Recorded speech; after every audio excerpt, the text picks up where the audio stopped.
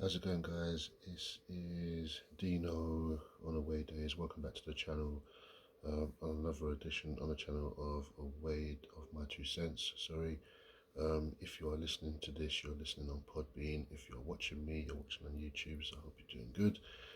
The YouTube channel is Dino, Away Days, DAZE. So yeah, hope you guys are hope you guys are all enjoying my channel and everything so far. As I said, this is another edition of my two cents, which involves me talking mainly about the two sports teams which I mainly follow, being Arsenal and the Atlanta Falcons. Been a bit quiet with it in the last week or so because I've not been very well. Migraines are not nice, put it that way. So with Arsenal being on the international break and Premiership on a break as well, the international week, this is basically about the Atlanta Falcons and their game on Sunday, which they played at Maha Stadium against the Denver Broncos. A Week 11 showdown between two teams which, doing relatively well. The Falcons prior to this game were 6-4, and the Broncos were 5-5. They were actually thinking about it now. They were very unlucky last week in their loss against the Chiefs. Atlanta lost by a score against the Saints, so they both came into this with losing the week before. So, for those of you that have seen the game, I've purposefully given myself time to calm down from the last 24 hours of this game, to come and start talking about it now, purely because, well, if you've seen the game, then you know exactly why I'd have to calm it down, because I have said I'm going to rant about this, but it's not going to be too much of a rant because I'm going to rant without cursing or using swear words. We went into this game. I mean, okay, when teams go to Mile High, there's a bit of an advantage because of the fact that you're so high up in the air without you, Mile High Stadium, blah blah blah. Started watching the game. It was a 9:05 kickoff. I was actually at the Hippodrome watching the game. And for those of you again who've seen content, I put some content out because there's quite a few fans from other teams who were there, mainly the Raiders, Dolphins, and Jets fans were there in attendance at Leicester Square. So if you are living in London and you want to find a place where you can come watch the games, do come down to the Hippodrome Casino and come meet us. You see all the teams there. Everyone supports their team, so we're all there. Trying very hard not to go too much into this game because it really, really, really irks me, and it really, really just got to me with how Atlanta played this game, especially in the first drive of the game. The first drive of the game, Atlanta allowed Denver just to basically take a stroll downfield effortlessly and score straight away. Like, no aggression. It wasn't aggressive, it wasn't conservative, it was just simple stuff. And by the time they scored that one and then they scored again, 14 up. Well, no, it was 7-3, then they scored again. And then they got their third touchdown. By then I was done.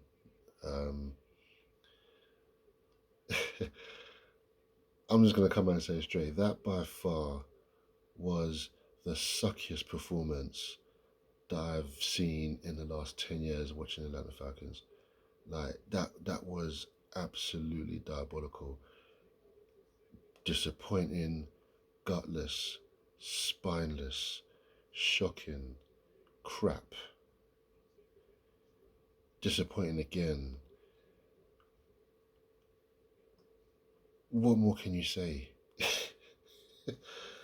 Absolutely ridiculous and shocking. Yes, we had injuries, but what is it that we always say in this game or in any sport where you have depth? If someone gets injured or someone's suspended or whatever, for whatever reason they can't play, next man up or next person up comes into a place. You're good enough to be in a team. Let's see what you've got. I don't know what to think of what I saw yesterday. I've said what I've had to say, but when I look at it a bit more, I think to myself, right, does this team really want to play? Do they really want this? Do they understand what this is all about? And it is a mixture of players and coaching, because when you look at the teams, sorry, when you look at the players that we've had over the course of the last 3-4 years, we've had quite a lot of talent in the team. And you look at the team that we've got now with our in the skills department with wide receivers and running backs. I looked at the rest of the defenses in the league, and I kind of think that half or maybe 3/4 of the defenses in the league would probably be petrified of what Atlanta has offensively to go up against Drake London, Darnell Mooney, Kyle Pitts, Bijan Robinson in the backfield, Tyler Algier in the backfield. You got Kirk Cousins, who's he's a seasoned quarterback. How is this not working? You've got players down there who are begging to stretch their legs to run downfield and cause the DBs problems, but they're just not doing it. On the basis of what? Because we're seeing the same plays. Defensive lines against the quarterback too quick, which means your offensive line is not really holding out too tough. But I see the rest of the league, I see all these other teams in the league, and I think, why is it that these teams can get them big plays on both sides of the ball, but we can't? Our pass rush is non-existent. I love seeing quarterbacks getting sacked, and not seeing it from the team which I follow is actually hurtful and very, very disappointing. Again, yesterday was just, I didn't think Atlanta could outdo themselves in terms of bringing in poor performances, but yesterday just took the cake. Yeah, it really, really did, and I don't know, what to think. If it's a case of is it a mix of coaching and players? I mean, I said it yesterday. How you're allowing a team to go down the field so effortlessly, not conservative, not aggressive. They just walk down there, and it was concerning. Like, I've got friends who are in a Facebook group, UK group. They travelled out there to go and see this game. I mean, it's one thing if you've travelled from Atlanta and you've gone to Denver. Okay, you've flown from state to state. But if you're going from country to country to go and watch this team play like that, you know, I'm, you know, Raheem Morris has come out, the players have come out, and it's all well and good saying, yeah, we got to bounce back, but first things first, you need to be apologising to the fans that travelled to that game to go and watch that crap. Because if it was me travelling from London to go there to go and watch that display, I'll be thinking, why have I spent so much money on a plane ticket to come and see you guys? So an apology from coaches would be like, as fans, go to the fans, say, Falcon fans, yeah, I'm so, that's on us. Nothing. Like I said when I said it, suckiest performance I've seen in recent memory. Gutless and spineless. No heart, no desire, just nothing. And like I said, I'm not going to swear. I will rant, and I've ranted, and I've seen other Falcon fans rant too. It's like Atlanta were just playing Madden on rookie mode. That's what it looked like. Again, you know what? Again, and one of the other things that I'm going to point out as well is I'm not going to take anything away from Denver, because at the end of the day, when it comes to sports like football and soccer or any sport that you play, the one thing that you always have to remember is you can only beat what's in front of you, and Denver had for Denver to get the win, they had to beat. So I'm not going to take nothing away from Denver. They've done what they had to do. It was a very, very good display from them. However, if you're going to win a game like that, or if we're going to lose a game like that, I would expect to see some sort of fight. And there was nothing like that yesterday. Koo got the points yesterday. He got those 2 field goals. And I'm thinking, and even from those field goals, I think to myself, well, hold on a minute. You can make those field goals. So what happened last week when you missed 3? One of them was blocked, granted, but I look at it and think, like, why is this, from that situation there, you have to ask the question, why is this team so inconsistent with like I said, especially with the players that they've got in the team? Why is it so hard? And why is it the same thing every week? It's always the same thing every season, the same thing. We go into this thing, into the preseason, thinking, yeah, we've got a good team here, we've made some good moves, but it always ends up becoming the same result, and it's mediocrity. We are in a position now where, okay, we're still top of the division. Yeah, we're 2 games ahead in the division. Effectively, it may as well be, like I said before, it may as well be 3 games. Well, a game and a half now. Well, here's a game and a half. Over Tampa Bay, but Tampa Bay didn't play yesterday because they had a bye week. But we have beaten them twice, so we've got a tiebreak over them.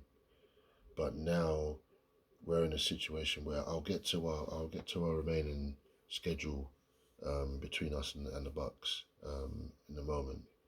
I'll bring up the number. I'm going to talk about the numbers of the players first, and well, the numbers of the players is very, very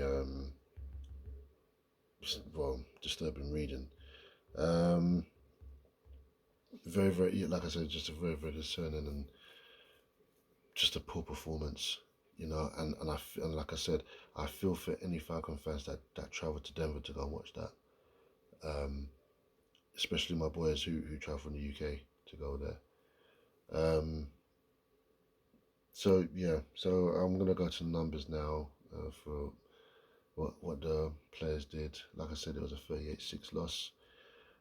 Kirk Cousins threw 27 attempts and 18 were caught for 173 yards. He threw an interception, no touchdowns. He got sacked 3 times. Michael Penix came in later in the game. He made 4 catches, 4 passes for 2 of them were caught for 24 yards. Our Russian, Bijan Robinson, 12 carries for 35 yards. Jason McKellen, 8 carries for 15 yards, and Kirk Cousins carried once for no yards. Our receiving, Drake London, 3 catches for 61 yards. Ray McLeod, 6 for 46. Bijan, 4 for 28. Darnell Mooney, 2 for 27. Cardell Hodge, 2 for 22. Kyle Pitts, 1 for 9 yards. And then we go down to Ross Dwelly, he got 1 for 5. Casey Washington didn't get a catch. And Tyler Ajair, he got 1, but it's for a loss. Kirk Cousins fumbled the ball and he threw a pick, like I said, so it wasn't a good day at all on both sides of the ball. And we had 1 second, we had 1 second a game from Matthew Judon, so we did manage to get to the quarterback once, but it wasn't enough. Incidentally, Kirk Cousins threw for 173 yards. Not those numbers are just ridiculous. They really are that. It really is that bad. Like I said, poor performance. So it's just a poor performance yesterday, and coaches come out and said, yeah, this loss is not gonna define us. And I think, well, fella, with all due respect, we're in a position now where we could actually get caught now. We're playing. Thankfully now, it's our bye week next week, so no stress from us whatsoever. However, I'm just gonna go to our schedule. I'm just gonna see if I can bring a schedule up. Our schedule is not looking the very best at the moment. Let me just bring up for you guys now. So if I just go to here, so we have.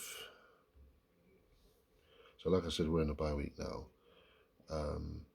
So we're not going to be playing again until the 1st of December, and that game.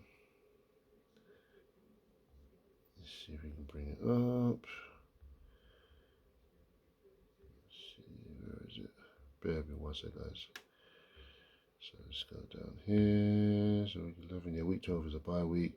So week 13, we're back on the 1st of December. We're at home against the LA Chargers, who are doing quite well themselves. The following week, we're away to Minnesota Vikings. Again, they're doing quite well. On the 16th of December, we're playing the Raiders. Home against the Giants. Then on week 17, we're away to the Commanders, and then we finish off with the Carolina Panthers. So out of those games that we have left, let's have a look. 1, 2, 3 of those games are against teams which have exceeded expectation. The Vikings and Washington weren't predicted doing anything, but both teams are high up there, and the Chargers are doing quite well themselves in a very, very tough AFC West division. Washington, again, they've exceeded expectations. They're doing very, very well. Those 3 games there, I don't know what to think is going to happen in those 3 games, especially with 2 of them being away. Vegas away, it won't be easy, but Vegas aren't playing the best at the moment. But that's probably the type of game that Vegas will probably love to play against the Falcons, because they'll get yards. Same thing with the Giants and Carolina. Carolina's Carolina. So we now have to start looking over our shoulder now, because Tampa Bay could easily come back. Like I said, it's just very, very disappointing. Very disappointing. And like I said, I was not going to swear in this. Now I'm not sworn.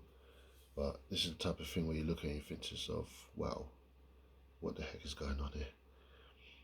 So from my perspective and my conclusion on this is, yes, the bye week has come at the right time. We can use that bye week to say, let's start the season over again. We're going to use the bye week as a second part of the season, so that thing.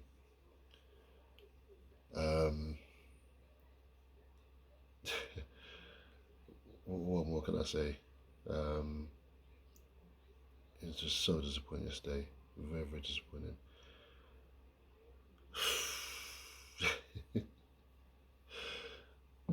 We as Falcon fans, we got so used to it, but this is what it is. But yeah, so we have a bye week next week. So no stress about who we're playing. We just have to hope that Tampa Bay lose. I'm not sure who they're playing, but they've got a few teams which have got a below 500 record, so they may believe they can come back. We as Falcon fans, all we can do is just continue to hope and pray. But how far has that ever got us? Yeah, just a bad all-round day. So all-round day on Sunday. But yep, as Raheem Morris said, as coach said, yeah, we have to dust ourselves off. We have to pick ourselves up. Kirk Cousins said the same thing. We do have to just go into the bye week and just recuperate and just find the identity of some of these players, because a lot of them need to really look at themselves, long hard look in the mirror at what they really want. Like I said, gutless, spineless, no heart, no desire, disappointing, just plain rubbish, just a plain rubbish performance. But we'll see how it goes in a couple of weeks' time. So as I said, yeah, our next game is against the Chargers. The Chargers on the 1st of December. That is a home game. So yeah, we'll see what we can do about that one. If we can get a win there, that'd be great. But like I said, LA Chargers are doing quite well, and they're actually doing quite well themselves. They're kind of exceeding expectations per se in their situation. Sorry guys, I'm actually watching Houston and Dallas, but yeah, that Houston's winning 14-0. Yeah, we have to keep believing. You know, like I said, we're Falcon fans, so time is always against us. But yeah, what can you do? But anyway, I'm not gonna rant no more. I'm not gonna get pissed off of it anymore, peed off. Um, you know, it is late now. It's coming to 2 a.m. in the morning now in London. Right now, so I'll give it a bit of a rest after Sunday. So yeah, so guys, that is 14-7. Oh, that is my 2 cents on the Atlanta Falcons. Again, if you're listening to this, you're listening on Podbean. If you're watching this on YouTube, how you doing? Yeah, Podbean is Dino. My YouTube channel, sorry, is Dino, Away Days. Days is spelled Daze. Yeah, just keep up to date, keep up to track with latest NFL and NFL predictions, which I'll be doing later in the week, as well as other sports which I'm going to bring up later in the week as well in regards to latest sport results and standings, mainly in hockey and in basketball. So I'll be doing that. But yeah, guys, thank you for listening in. Thank you for tuning in. Thank you for all the likes, for all of you that have liked my pages. Thank you again. Again, if you are a fan of the game and you want to find someone to watch with a group of people for NFL Sundays, yeah, do come down to the Hippodrome in Leicester Square. We're down in the basement in Lola's Bar. Really cool place. Good vibes. All the people there are cool. You know, you can eat, you can drink. You know, you just all around good atmosphere. So if you ever get a chance, or if you ever look for someone to play the games, then do come down. But yeah, that is me. For any of my Falcon fans out there, if you want to rant or leave any comments below this, then yeah, please do. I'd love to hear from you. Yeah, I'm thinking the same as you guys. Just yeah, just gutless and spineless performance, but we move on, as they say. But anyway, thank you for listening, guys. I will see you guys on the next one. Take it easy. Hope you've all had a good start to the week, and keep a lookout for a couple more videos coming up this week. So I hope to see you then. Alright guys, take care. Bless.